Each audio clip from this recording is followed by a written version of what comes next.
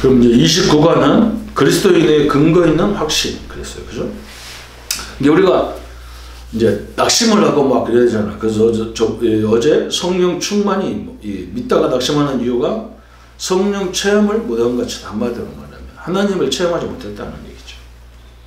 그러면 성령 하나님은 또 그렇게 또 뭐 다른 사람들 또 희한하게 생각해. 그래서 뭔가 막 근거 하나님 막 굉장히 무식한 하나님 같이 막 성도들 잘 쳐다보면 하나님이 저 정도 하나님인가 할 정도로 무식하게 막 하는 사람도 있어요. 그렇지 않잖아요. 성령은요 지정의를 갖고 있는 우리와 똑같은 지정의가 갖고 있는 존재예요. 굉장히 인격적이고 굉장히 사실적이고 과학적이고 그러면서도 우리가 상상할 수 없는 능력이 하나님이잖아요. 그래서 신자들은 항상 그리스도인들은 근거가 있는, 다시 말하면 말씀이 있는 뭔가 체험적이고, 그죠?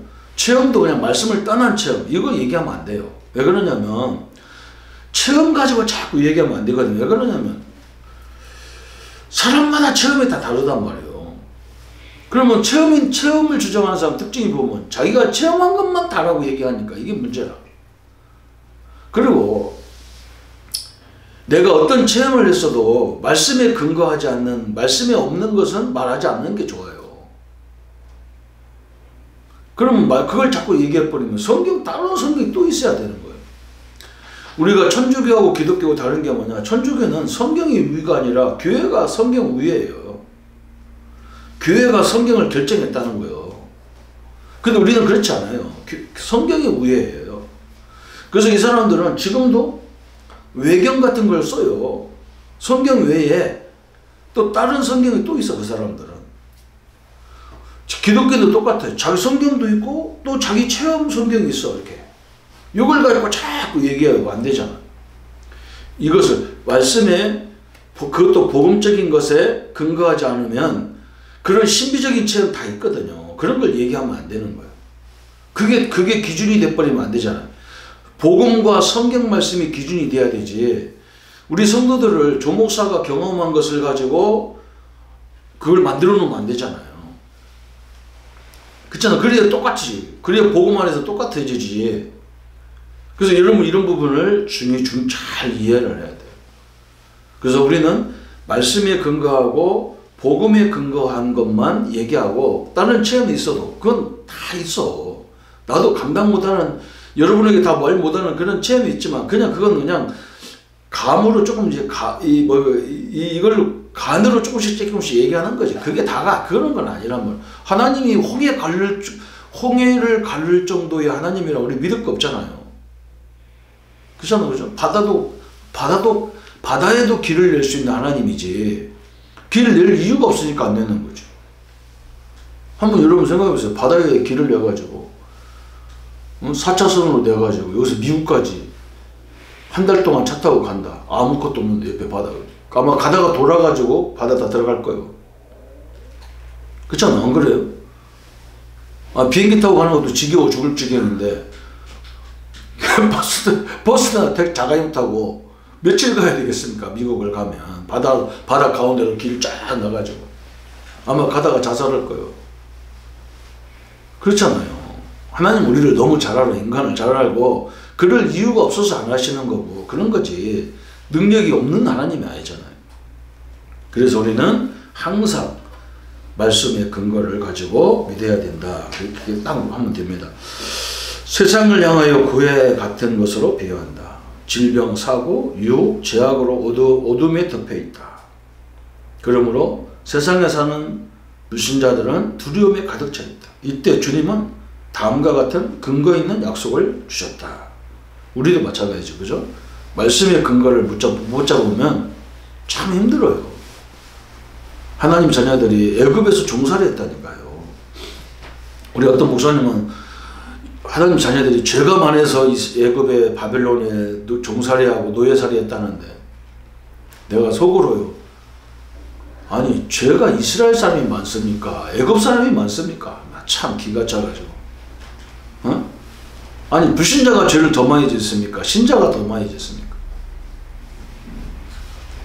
하나님이 어떻게 또 맨날 엉뚱한 죄인은 놔두고 조금밖에 죄 안 진 사람은 투대를 패러 돌아다니는 그런 하나님, 야비 같은 하나님이 어디 있습니까? 나 참네. 그래요. 참, 여러분 과학적으로 조금만 생각하면요, 어처구니가 없는 말을 너무 많이 해. 그렇잖아. 한번 생각해요.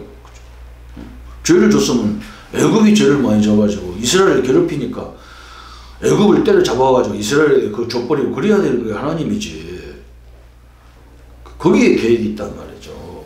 우리를 괴롭히려고 하는 게 아니라 그 속에 들어가서 이 복음운동을 해야 되잖아요. 그냥 아무것도 없는 인생으로 보내버린 거예요.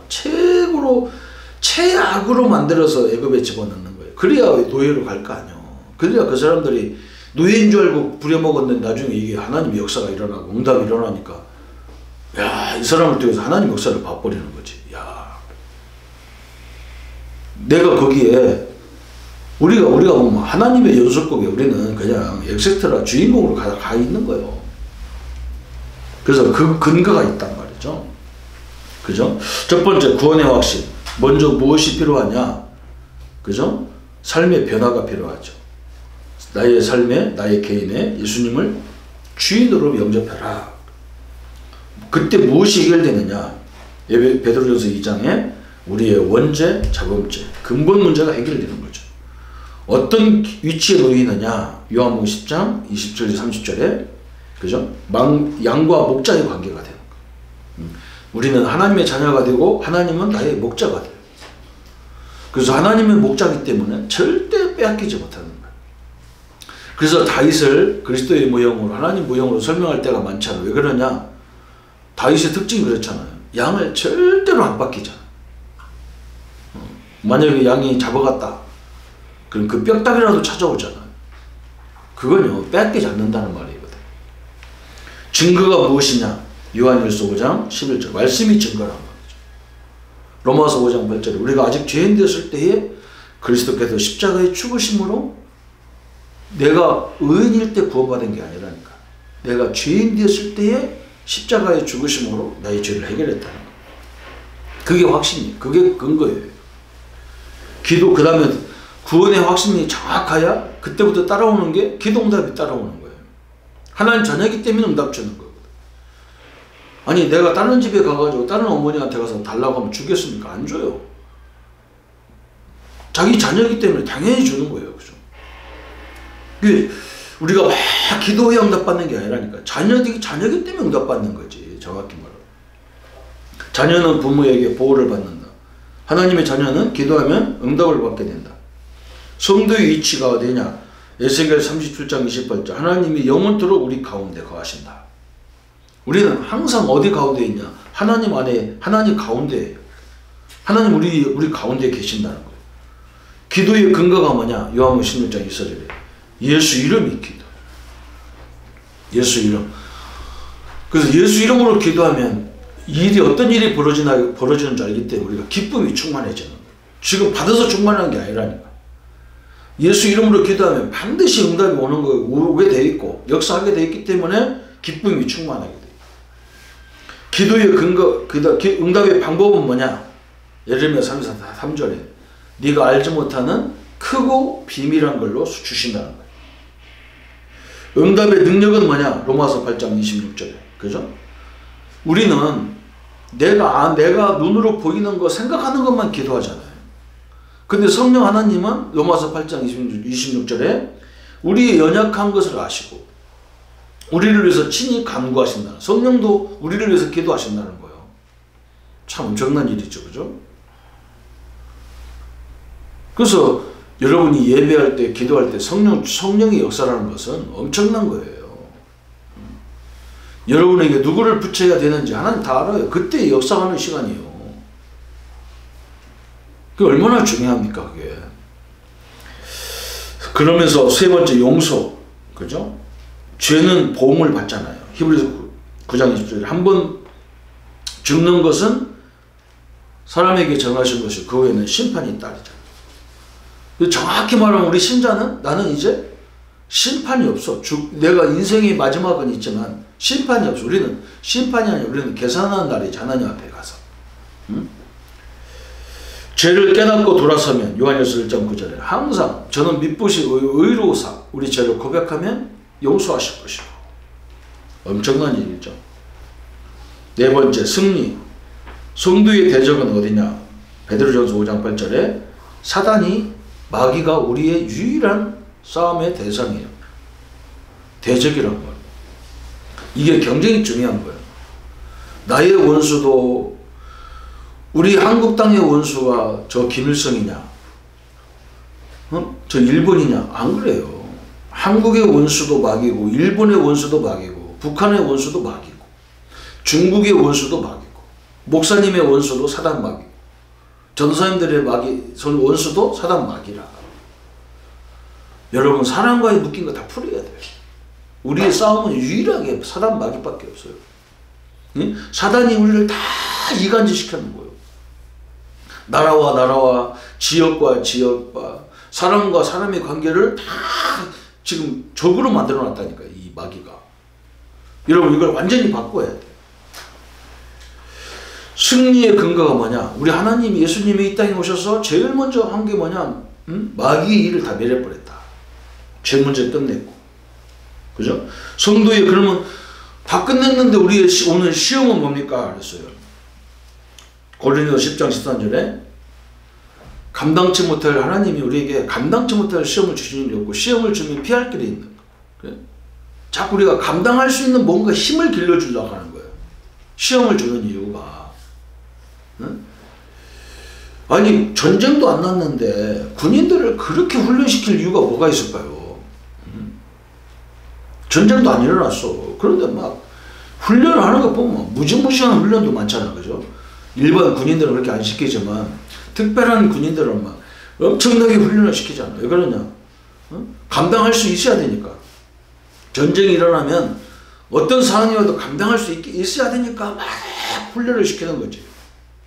우리도 마찬가지란 말이죠. 여러분 세상도 마찬가지잖아요. 이 사람이 성공 자리에 서면 설수록 대통령이 제가 제일 불쌍한 게 대통령 같아. 내가 볼 때는. 이 사람이 훈련이 안 되면 너무 힘든 것이 그 자리 같아.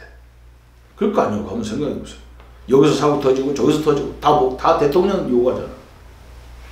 이걸 감당할 수 없으면 그 사람은 돌아버리는 거예요. 그 대통령 뒤고 나가지고 사나이 바싹 늙어버리잖아. 그때는 막 대통령일 때는 막 건강이 중요하니까 막 중요한 사람이니까 뭐 잘 먹이고 막 쳐 발라놔가지고 빠뜨빠뜨한데 나중에 딱 끝나고 나면 막 머리고 어디고 막 하얗고 백발이고 뭐 이빨 다 빠지고 난리도 아니잖아요. 그렇잖아요. 뭐 같은 거예요. 대통령만 그렇습니까? 위에 올라가면 올라갈수록 시기, 질투, 이상한 사람 다 붙어가지고 못 살아요. 그래서 하나님은 철저히 훈련시켜요. 근데 성도들은 이걸 가지고 시험이라고 생각하니까 참 답답한 거 아닙니까? 그죠? 다섯 번째, 인도. 그죠? 성도는 하나님의 인도를 받는데 단 하나님께 순종하는 자가 인도를 받게 돼 있겠죠. 그죠? 성령을 인정하는 사람이 받는 거죠. 그래서 거기 나오잖아요. 왜 성령 인도받으러 가는지 잠언 14장 12절에 자기가 자기를 인도하면 한마디로 사람이 사람을 인도하면 사망의 길로 간다는 거예요. 자기가 자기를 인도하면 사망의 길이고 사람이 사람을 인도하면 소경이 소경을 인도하는 거 똑같다는 거예요. 그죠? 소경이 길이 어디 있는 줄 알고 구덩이가 어디 있는 줄 알고 인도하여 그래서 제가 빠지는 거죠. 하나님이 사람을 인도하면 로마서 8장 28절 모든 것이 합력하여 선을 이루는 거예요. 그래서 우리가 깜짝 놀랄 때가 많아요. 저는 옛날에 이 생각을 참 많이 했어요. 하나님 나 목사 만들려고 어릴 적에 그냥 깨끗하게 크고 사고도 안 치고 친구들하고 갈등도 안 하고 부모하고 갈등도 안 하고 이렇게 얌전한 그런 사람을 만들었다가 목사를 만들지 그냥 야생마 같은 나를 왜 이렇게 했나. 나는 그게 이해가 도대체 안 되더라고. 근데 내가 목사 돼서 교회를 맡아서 이렇게 하다 보니까 이해가 가는 거예요. 만약에 내가 그런 경험이 없으면 우리 성도들 이해를 못하죠.